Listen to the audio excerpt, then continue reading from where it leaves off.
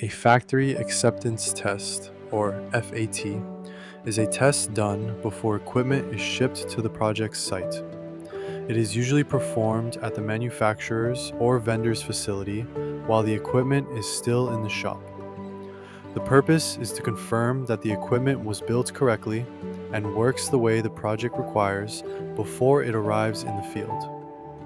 For construction and utility projects, this can apply to equipment like pumps, valves, control panels, electrical gear, PLCs, instruments, or other mechanical and control systems.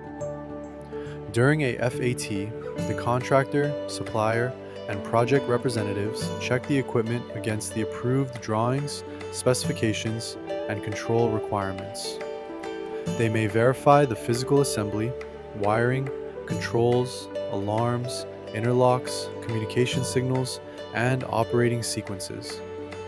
For example, on a control system, the test may confirm that the panel powers up correctly, the PLC inputs and outputs respond properly, the HMI shows the correct status, alarms activate as intended, and the system follows the required start, stop, and safety logic.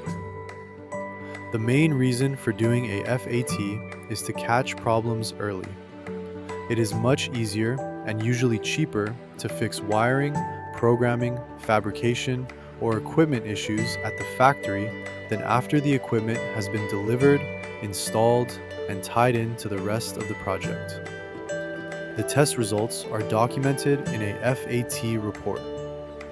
That report records what was tested, whether each item passed or failed, what problems were found, and what corrections or retesting are needed.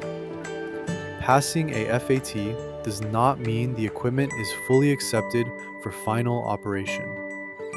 After the equipment is shipped, installed, and connected in the field, it still needs site testing to confirm that it works correctly under real project conditions.